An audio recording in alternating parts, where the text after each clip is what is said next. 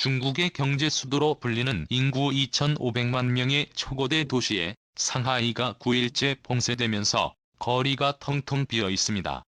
주민 2,500만 명 대부분이 집안에서 격리된 채 배달이나 배급으로 끼니를 해결하고 있습니다. 감염자들은 박람회장에 설치된 임시 치료소에 격리돼 있는데 병상은 이미 포화 상태입니다. 일주일 동안 4만 4천여 명이 감염된 데 이어 하루에 8.9천 명씩 늘어나기 때문입니다. 전 세계 대부분의 국가들이 위드 코로나 정책을 펼치며 중증 환자 관리에 집중하고 있는 가운데 중국은 나홀로 제로 코로나 정책을 고집하며 이렇게 뒤늦게 최대 도시를 완전히 봉쇄해버렸습니다. 이 때문에 중국에 진출한 한국 기업들의 피해가 막심한 상황인데요. 그런데 이렇게 자국에 있는 해외 기업들의 공장 가동 중단이 일어나도록 하며 피해만 끼치는 중국과는 달리 한국의 상황은 연일 주요 외신들로부터 극찬을 받고 있습니다. 일본은 한국의 방역이 무너졌다고 외치고 있는데요. 아사히 신문은 문재인 대통령이 자랑하던 K방역이 무너졌다. 세계 최다 감염 수준에도 규제 완화만 계속하는 한국이라는 제목으로 한국의 하루 신규 확진자 수가 지난달 17일 612만 명으로 사상 최대를 기록한 후 계속 높은 수준을 유지하고 있다. 또 한국 정부는 방역 조치를 강화하지 않고 있다. 한국은 지난해 2월 신흥종교교회 등에서 집단 감염이 발생해 확진자가 급증했지만 대량의 PCR 검사와 IT 기술을 활용한 동선 추적 및 밀접 접촉자 격리 등으로 확산을 억제해왔다. 문재인 대통령도 세계에서 자랑할 만한 K방역이라고 성과를 알렸다. 하지만 최근 일주일간 한국의 신규 감염자 수는 세계 최다 수준이다. 문 대통령도 K방역을 거론하고 있지 않다라며 한국을 조롱했습니다. 안녕하세요. 구독자 여러분, 최고 수익률입니다. 여러분들은 혹시 전 세계 어디든 국경을 넘나들며 여행할 수 있게 하는 마법 불펜이라고 들어보신 적 있나요? VPN은 벌초일넷. 우리가 핸드폰이나 노트북으로 인터넷을 사용할 때 순식간에 우리의 위치를 해외 곳곳에서 바꿀 수 있게 하는 가상 사설망입니다. 즉 한국에서는 출시되지 않은 서비스를 VPN을 사용하면서 한국에서 마음껏 합법적으로 누릴 수 있게 합니다. 또한 그동안 어떤 해외 브랜드 홈페이지에서는 특정 국가 IP 접속을 막아놓은 경우가 있어서 해외 직구를 어렵게 만들었는데 이곳 또한 VPN을 통하면 훨씬 더 쉽고 저렴하게 해외 매장 직접 구매가 가능해집니다. 현재 여러 다양한 VPN 서비스들이 제공되고 있는 가운데 그 중에서도 특히 SF차크는 전 세계 65개국에 무려 200개 이상의 방대한 서버를 보유하고 있습니다. 또한 버스나 지하철에서 무료 공용 와이파이를 사용할 때에도 이 VPN 통해 온라인 데이터를 암호화하여 안전하게 보호할 수 있을 뿐만 아니라 서비스 워크의 엄격한 로그비 저장 정책으로 우리가 서브샤크에 로그인 후 무엇을 검색하고 무엇을 하는지 절대로 모니터링하거나 기록하지 않습니다. 이처럼 철저한 보안을 자랑하는 서비스와 그 VP 서비스에 가입 후 처음 30일기간 동안에는 100% 환불을 보장하고 있으며 또한 최고 수익률과 함께하면 엄청난 혜택을 드립니다. 할인 코드 영어로 베스트5에 입력하시면 무려 최대 83% 할인 그리고 3개월 추가 무료라는 놀라운 혜택도 받아볼 수 있으니 관심이 있으신 분들은 아래 설명란을 참고해주세요. 자, 그런데 일본의 황당한 주장과는 달리 한국에 대한 미국의 평가는 180도 달랐습니다. 미 방송 매체 CNN은 최근 한국의 코로나 1일 확진자 수가 급증하고 있지만 치명률이 낮다 라며 이는 세계 최고 수준의 백신 접종률 덕분이라고 보도했습니다. 그러면서 한국의 확진자 수가 높은 것은 높은 검사율 때문이라고 분석했습니다. 한국은 최근 확산세 억제에 어려움을 겪고 있지만 세계에서 가장 낮은 사망률을 유지하고 있습니다. 한국은 성인의 96%가 백신 접종을 완료했고 전체 인구의 약 63%가 추가 접종을 마쳤습니다. 미국의 추가 접종률인 29%와 비교해 현저히 높은 수준입니다. 이 같은 노력 덕분에 한국은 세계 최저 치명률을 유지하고 있습니다. 현재 한국의 누적 치명률은 0.512%로 미국 1.12%, 영국 0.579%를 일본 0.44%보다 확연히 낮습니다.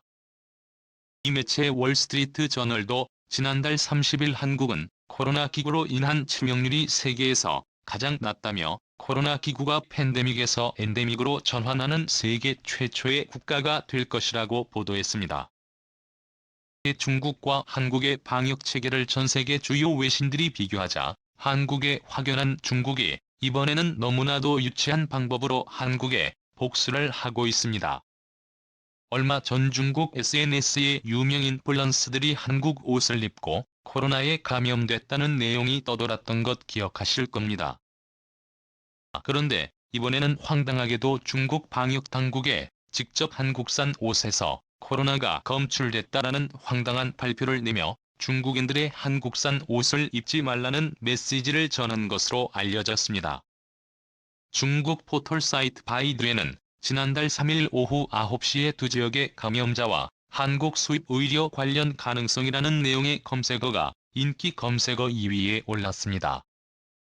제목의 글의 출처는 랴오닝성 다렌시와 장쑤성 창수시의 방역 당국의 발표를 인용해 보도한 인민일보 산하건강시보였습니다. 건강시보에 따르면 랴오닝성 다렌시는 전날 한국산 수입 의류 판매점 직원의 오미크론 변이에 감염됐고 그가 판매한 옷의 포장지에서 양성 반응이 나왔다고 밝혔습니다. 그러면서 다른 시는 코로나 입구에 오염된 수입품에 노출돼 감염됐을 가능성을 배제할 수 없다고 지적했습니다. 장쑤성 창수시도 전날 확진자의 자택옥장에 보관돼 있던 4벌의 한국 티셔츠에서 코로나에 매미고 양성 반응이 나왔다고 했습니다. 이번 상황은 인터넷으로 한국 옷을 구매한 것과 관련이 있다고 창수시는 발표했습니다. 중국 방역당국은 코로나 입국 기원에 대해 우편물, 냉동식품 등 한국에서 들어오는 한국 기원서를 주장하고 있습니다. 최근에는 한국에서 오미크론으로 확진자가 급증하자 한국산 수입 의류를 코로나의 감염원으로 지목하고 있습니다. 코로나 입구가 완전히 종결되면 중국이 전 세계에 배상해야 할 금액은 최소 2억 원 정도로 추정되고 있는데요. 전 세계 수많은 이들이 코로나 때문에 직장을 잃고 자영업자들은 눈물을 머금고 줄폐업을 했을 뿐만 아니라 특히 관광의 정도가 매우 높은 동남아와 유럽의 경우 심각한 경제적 위기를 겪고 있습니다. 이에 한국에서도 내년부터 오한시를 상대로 첫 손해배상 소송의 재판이 열릴 예정인데요. 중국이 천문학적인 배상금을 한국이 일부 내도록 뒤집어 씌우기 작전을 시도하고 있는 것입니다.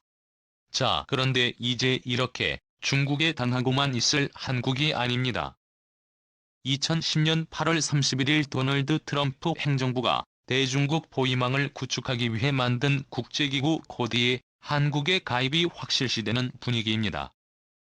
한국 정부가 코드에 단계적으로 가입하는 방안을 검토한다는 소식이 알려지자마자 커트 캠벨 미국 백악관 국가안보회의 인도태평양 조정관이 한국의 코드 협력에 환영의 뜻을 표했습니다.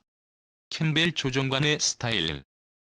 한미정책협의대표단을 만나 쿼드 협력 기지를 보여준 것을 환영한다라며 워킹그룹 차원에서 한국과 다양한 협력을 할 수 있을 것으로 기대한다라고 밝혔습니다. 아울러 미국 정부는 한국 신정부와의 협력 강화에 대한 의지와 기대를 갖고 있다라며 미국의 인도태평양 전략에서 한미 협력 관계는 매우 중요하다라고 말했다고 대표단은 전했습니다. 한국이 코드에 참여하게 되면 이름은 쿼드 플러스로 바뀔 가능성이 유력한 상황인데요.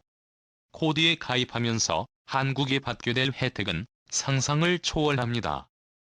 가장 먼저 코드 가입국인 미국과 호주, 인도가 한국산 무기를 대폭 늘릴 수 있고 데이터에 사용되는 해저 케이블 분야에서 한국산을 사용할 수 있습니다. 해저 케이블은 정보 탈취 혹은 정보 차단에 악용될 우려가 있어 안보 측면에서 중요한 기반 시설로 여겨지고 있는데요. 한국의 통신 3사와 SK, KT, LGU+는 독자적인 해저 케이블 구축망을 가지고 있고, 특히 SK는 얼마 전 싱가포르, 태국, 캄보디아, 베트남, 홍콩, 대만, 중국, 일본, 한국 등 아시아 9개 국가를 연결하는 국제 해저 케이블 컨소시엄에도 참여했습니다. 최신 전송 기술을 적용해 기존 해저 케이블보다 월등히 높은 전송 용량을 제공하는 것으로 알려졌습니다.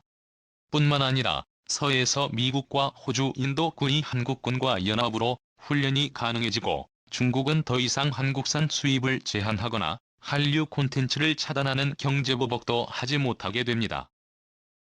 2년 전 한국에 가했던 경제보복 카드를 꺼내드는 순간 쿼드 플러스의 반격이 시작되어 중국은 하루아침에 막강한 경제 제재와 함께 글로벌 공급망에서 완전히 소외될 수 있습니다.